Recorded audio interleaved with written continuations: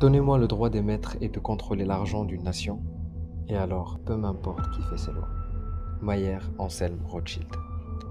Cela fait un moment que je veux faire cette vidéo, mais je n'ai jamais vraiment eu le courage de la faire. Sûrement par peur d'être jugé, d'être pris pour un fou, complotiste ou que sais-je. Le sujet de cette vidéo paraît délicat, sensible, alors que normalement il ne devrait pas l'être. Il s'agit de quelque chose que nous utilisons tous les jours pour payer nos loyers, nos crédits, pour nous vêtir, pour manger, pour les plus chanceux d'entre nous, voyager, avoir accès à une éducation de prestige, des possessions pour se faire plaisir et faire plaisir à nos proches. Quelque chose à laquelle on est confronté depuis tout petit, et pourtant, c'est considéré par beaucoup comme un sujet tabou. On va parler argent. Qui ne sait pas ce que c'est que l'argent, n'est-ce pas? En réalité, je pense que personne ne le sait vraiment.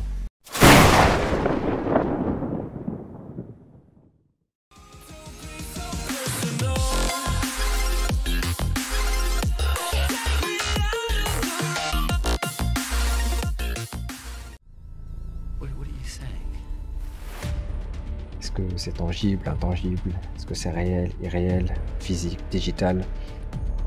Est-ce que c'est la représentation de la richesse? Et vous-même, qu'est-ce que vous voulez? L'argent lui-même ou les choses que vous pouvez acheter avec cet argent? Et si l'on veut vraiment prendre la mesure d'une chose, il faut toujours l'envisager sous différents angles. Et dans cette vidéo, nous allons voir d'où vient l'argent et qui le contrôle. On pourrait penser que c'est les gouvernements qui produisent l'argent ou encore les banquiers, mais ce n'est pas vraiment le cas. Du moins, pas les banquiers auxquels vous pensez. Pour cela, un rapide retour en arrière. Après 50 ans de guerre, l'Angleterre avait besoin de fonds pour se reconstruire et William Paterson a trouvé que la solution était que les banques deviennent privées, qu'elles pouvaient prêter de l'argent au gouvernement à partir de rien et le gouvernement le lui devra avec des intérêts. La première étape en est la création en 1694 de la première vraie banque centrale au monde, la Banque d'Angleterre.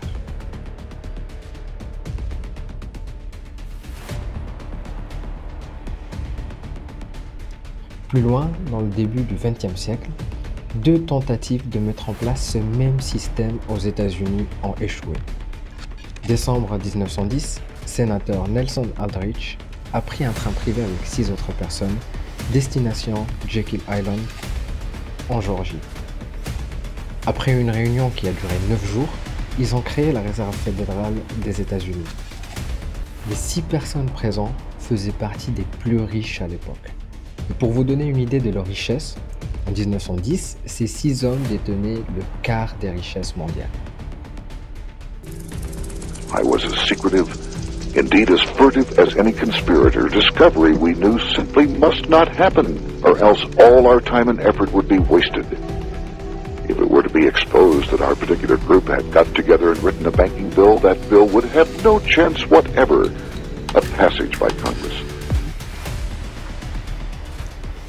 Si leur projet de loi venait à passer, ça donnerait donc à cette minorité le pouvoir de contrôler le système bancaire américain, de créer de l'argent à partir de rien et de le prêter avec des intérêts au gouvernement. Pourquoi c'était fait en secret, vous vous dites? Parce qu'à l'époque, contrairement à notre époque, les gens savaient très bien ce qu'étaient les banques centrales.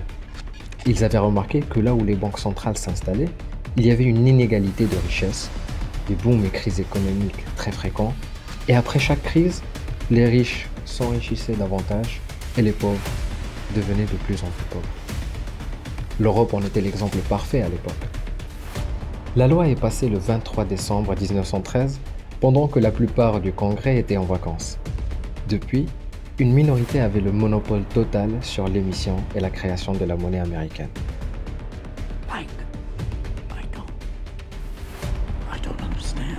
Pourquoi on fait un tour d'histoire des US alors qu'on n'habite même pas aux États-Unis?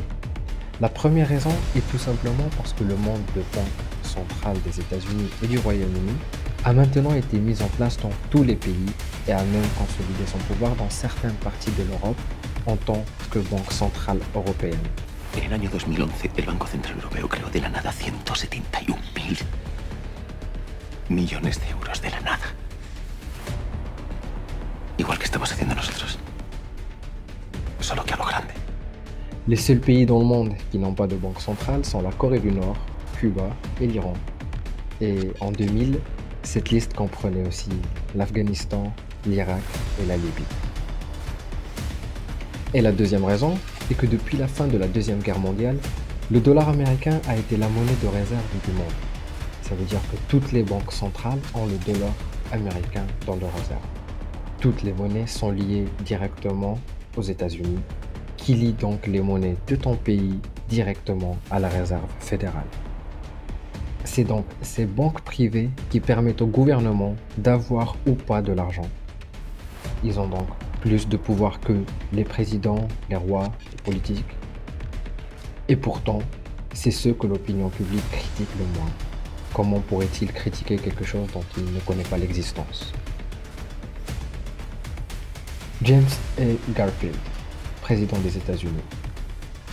Je cite, « Celui qui contrôle le volume de la monnaie dans notre pays est maître absolu de toute l'industrie et tout le commerce. Et quand vous réalisez que le système entier est très facilement contrôlé d'une manière ou d'une autre par une très petite élite de puissants, vous n'aurez pas besoin qu'on vous explique comment les périodes d'inflation et de déflation apparaissent. »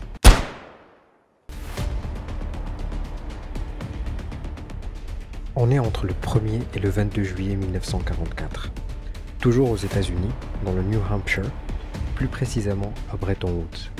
Une conférence internationale se tient qui va donner naissance aux accords de Bretton Woods. Ces accords vont dessiner les grandes lignes du système financier international mis en place après 1944. Deux organismes voient le jour lors de cette conférence et sont toujours en activité. Le groupe de la Banque mondiale, qui est lié à l'ONU et lui-même est un regroupement de 5 organisations internationales, et le Fonds monétaire international, aussi appelé FMI. Les accords de Bretton Woods mettent en place un système d'étalon change-or. La valeur du dollar US est directement indexée sur l'or, tandis que les autres monnaies sont indexées sur le dollar. Les réserves des banques centrales doivent alors être constituées de devises et non plus d'or. Le gouvernement américain garantit la valeur du dollar, mais n'est pas obligé d'avoir une contrepartie en or au dollar émis. Ce qui va faire des États-Unis et du dollar les piliers de la nouvelle architecture économique. Ils vont jouer respectivement les rôles que jouaient le Royaume-Uni et la livre avant la guerre de 1914.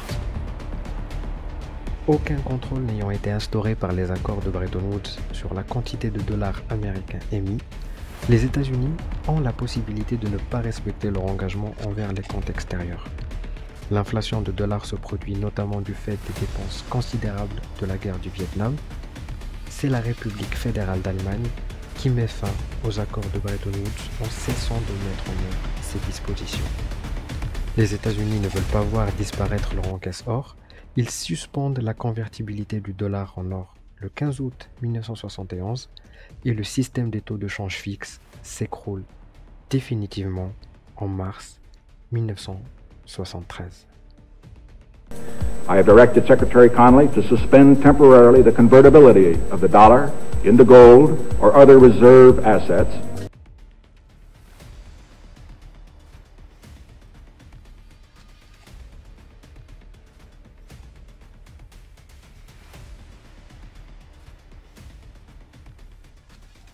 L'argent, ce qu'on appelle l'argent, qui est créé par les banques tous les jours, en fait, ça devrait être un bien public. Or, c'est devenu un bien privé. L'argent, c'est un peu comme l'air qu'on respire. C'est ce qui nous permet de vivre, l'argent. Et bon, comme l'eau, comme l'air, qui devraient être des biens publics. Le jour où l'air est privatisé, vous allez être très malheureuse. Il va falloir que vous mettiez des pièces de 1 euro pour avoir votre litre d'air. Et ça, c'est catastrophique. C'est catastrophique.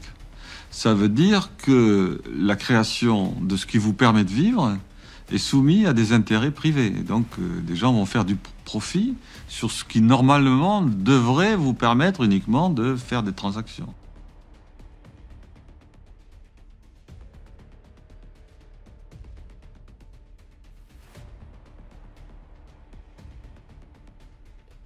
L'argent est un outil, un moyen d'échange, de transaction et un moyen de préserver la richesse. C'est un outil vital, surtout en ce moment, et ce n'est pas à l'école qu'on risque d'avoir une éducation financière. Et si nous n'avons pas le privilège d'être dans un cercle qui en a conscience et qui sait comment l'utiliser et qui peut nous transmettre ce savoir, c'est à nous de faire le travail. Les banques centralisées peuvent créer de l'argent à partir de rien, mais ce n'est pas tout à fait ça. Cette procédure crée de la dette. L'argent n'est plus lié à l'or, mais dans le système actuel dans lequel nous vivons, il est lié à la dette. Les banques centrales ne sont donc pas vraiment une mauvaise chose. Ce qui les rend mauvais, c'est le fait qu'elles soient privées et liées à aucun gouvernement. Elles doivent être liées au gouvernement qui lui sait le nombre d'argent qui doit être en circulation et ne doit pas être endetté en générant son propre argent. Ceux qui l'ont essayé à ma connaissance sont Abraham Lincoln, que je cite.